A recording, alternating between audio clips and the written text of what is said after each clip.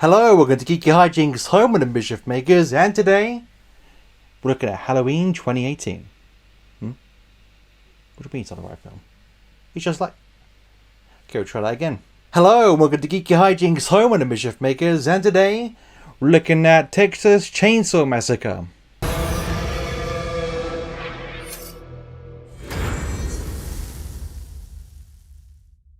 So this is the latest addition to the Texas Chainsaw Massacre franchise, a very muddled franchise to say the least, but its recent one from Netflix is a sort of spiritual sequel to the original and has been receiving very mixed reviews, with some people loving it and some people hating it. Now what got me excited about this film was it was written by the two guys that made both Don't Breathe, which is a horror film I like quite a bit, and Evil Dead Remake, which for me is one of the best remakes I've ever seen from a horror franchise. So the film was directed by David Blue Garcia and starring these people. Just going to pause it for a second, let you soak it all in. And we'll move on. The story centers around a group of young friends who travel to good old Hounslow, Texas. Never been, looks okay.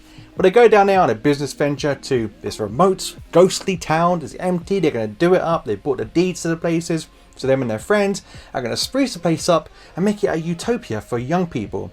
But while doing so, they disturb good old Leatherface, who returns from his slumber and goes on another murderous rampage. Now the original Texas Chainsaw Massacre has a very special place in my heart because I remember being in school, year 8 or year 9, it was going to be on TV that night, and me and my friends were like, we've heard about this film, it's going to be very bad, let's go watch it. So I remember that night, we put it on, I think it was me and my sister we watched it, we were both like huge horror fans even at that age, and I remember just being absolutely disturbed. From the kills to how dirty it felt, the griminess. But it was the deaths that stood out to me the most, because most deaths and everything I've seen up to that point were these big song and dance numbers where everyone was screaming or like in but in this film there was no song and dance. Everyone died on their own in very brutal but quiet ways, like with the hammer death when that door slides open. That scarred me because it would just happen. It just came out of nowhere, donk, the guy is gone, and the girl on the hook, she was in agony, but no one was there, and Leatherface had done it like he was brushing his teeth. So everything about that film made me want to have a shower after. Then this movie contains some of the best, most brutal, most violent, most vicious, most unforgiving kills I've seen in a horror film for a very long time. And I loved every single second. Literally, every time someone died, I was like, which sounds very disturbing to say the least, but it was like this is how slasher film should be. You should be like, oh my god, like you should be smiling but shocked, and like you should be all these emotions. And that's what I got with this film, especially the scene on the bus, this bus scene that came on. It was beautiful. Like I could have watched that all day. I'm gonna call my doctor, I have a problem. But that scene from the basically every death in this film was super satisfying from the very first to the very last. The film looks incredible too. There's some great shots of Leatherface. Like I can imagine people getting some of the shots framed to put on their wall because they're really cool. Apart from the crop field scene, I saw it in the trailer, I saw it in this film. I'm gonna show it now. Does this look unbelievably fake to you? Because it doesn't look natural. It doesn't look like he's in the crop field. It feels like he was green screened and photoshopped in. It's really weird. Let me know what you think. But the other shots are pretty cool, which is also a problem because I did enjoy the grimy, gritty look of the film that came out in the 70s. It's that sort of feeling watching it that made you want to have a shower after. Like you almost felt like the flies were going to come at the screen because it just felt that dirty, like you were really soaked into that atmosphere. So I felt that was lacking from this film, but still it looked very nice. But unfortunately guys, that's all I have to say about the film that I liked. Great kills, looks nice, but everything else was a big clunky mess. On a side note, don't record a video when you've got your heating on full blast because I'm melting right now. Now the cast of characters in this film, I couldn't give a crap about. They were two-dimensional, there was nothing to them, no personalities. They just drove me nuts from the moment they came on my screen to the moment they left my screen. Especially Melody. Melody, I didn't like you, and the fact she was one of the main characters you follow was terrible because even though I know back in the 80s and 70s, even early 90s, you had these characters that were just fodder for the serial killer, I get it, but now I need people to root for because that creates tension. That's something this film lacked. Because when you have characters that you can get behind because they're funny or they're charming or for whatever reason, you don't want to see anything bad happen to them. And then you're thinking, oh no, these really nice people are in a horror film, they're going to get killed and I don't want to see these people die. And then when they do get killed in really creative and brutal ways, you're like, oh, that was so cool, but I'm going to miss that character because they were fun. And that's what this film didn't have one little bit. Wrong Turn, the original one that came out in early 2000, I think it was 2003, is a great example of this. And these nice people, like in relationships, there are friends out camping in this horrible situation. You don't want to see any of them dying. When they do, you feel bad. So when people get killed in this film, you're just like, oh my god, that was horrible. You just died a horrible death.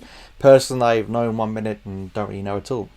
Even the reason they're in Hounslow, Texas seems very forced. They want to get there so they can open this town up to themselves and their friends, sell the deeds that they bought to their friends and create, like I mentioned, this young people utopia for them all to live in. But they get there and then they want to leave in 5 minutes. And that's not because of Leatherface, they're just staring like, oh, this is bad vibes. Have you not heard of the internet and researching its face beforehand? Because that usually helps. So they get there, they get the creeps, they want to go, it feels really rushed. And don't get me wrong, sometimes rushing straight to the point, getting to the good stuff, isn't always a bad thing in some horrors.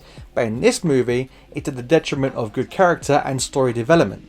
It's so rushed, in fact, that Leatherface learns the skill that Jason learned in his movies of teleportation, because he goes from being in a crop field miles away from the town to literally back in the town in 5 seconds. There's also a really hilarious scene where everyone that turns up in this town on this party bus, they're outside having a good time, having a few drinks, and there's this Asian dude that makes me laugh because he acts like this is the best day of his entire life. He's just going, whoa, this is amazing, man. I'm like, man, you have not gone out one day in your life, have you? But anyway, there's this scene where I'm going to describe it to you. There's a moment in this film where it's sunny, everyone's outside, having the best time of their life.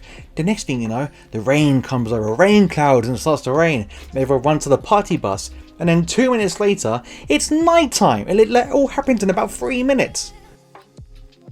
Now, this film in a lot of ways is just like Halloween Kills. Now, those who didn't like that film, don't hurt me, I'm only little. What I mean is, when Michael Myers is on screen, Halloween Kills is good.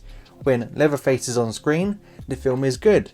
Take them both out of the film is a little bit slow, and looking back at Halloween Kills, I can admit the parts where he's not on screen are kind of dry. Now, in this film, there are 2 things that made me laugh. One was, not Michael Myers, Leatherface's sex doll mask, because that's what it looked like to me. It just looked like a sex doll, like the really bad ones from the 70s, that was taken down the river, drowned, and then he wore that face, because it didn't look good compared to the previous films, even the bad ones. It wasn't a scary looking mask. And I laughed internally at Leatherface's John Wick moments with his sledgehammer. No, John Wick getting his stuff in the basement. Like, there's a scene like that with Leatherface, and it made me laugh because I was like thinking, what is happening here? Now, there is one other returning character in this film other than Leatherface, and that's Sally. Sally was the sole survivor from the first film, and she's in this, and she's underused, and she's in a very comical scene near the end by an alley. If you've seen this film, you know what I mean. I laughed at that. But my problem with her character is I don't give her much. You know, she's just like a poor man's version of Laurie Strode from the recent Halloween movies. She just is doing stuff, she's getting ready, she's packing up a gun, she's doing it all quietly. So you don't really get to know more about her. But what I do know about her is I don't really buy her progression from the first film. She's a terrified teenager come the end of the first, and now she's turned into this. I just don't buy it. Now, I just spoke about one scene that was unintentionally funny. Let's move on to scenes that were intentionally dumb, written by people to be performed by actors for us to watch. So many dumb decisions by characters, they all deserve to die. Like, they might as well have a dinner bell ringing, hey Leatherface, I'm over here, I'm over here. One of the scenes that wound me up the most was Melody trying to get down the stairs in the most complicated and loud way possible. It was painful. Overall, if you're a gorehound who doesn't give a crap about story or character development, you're gonna love this. And there is nothing wrong in liking this film, this is just my opinion. If you love it, that's absolutely fine. What's one man's trash is another man's treasure. But as a horror fan and a lover of slasher films, we deserve better, because for me, this film is very average, dated, clunky, and kind of boring. You see, what I want is the kills just like we got in this film. The kills are amazing. Like I mentioned, some of the best kills and most brutal deaths I've seen in a horror film for a very long time. I just need better characters and better story to go with it, because my only fear is that studios like Netflix and other big studios are going to treat slashers like porn. And what I mean by that is, who cares about story? Who cares about characters? It just give them the action and shut them up. I don't want that. I want to watch a slasher film. I'm like I mentioned earlier, I really care about those guys. I don't want to see him die, but oh my god, he got killed in a horrific race. I want a great story. That's what I want as a horror fan. That's what I want as a slasher fan. So I'm leading the charge. Who's with me? But anyway, on that note, I'm going to give the Texas Chainsaw Massacre 2 out of 5 Geeky Coins. So guys, that was my review of the Texas Chainsaw Massacre. Did you like it? Did you hate it? Was it a snooze fest or the greatest film you've ever seen? Comment in the comments and let me know, because I genuinely am interested. If you like this video, drop me those likes because it always does help. But until next time, stay out of trouble.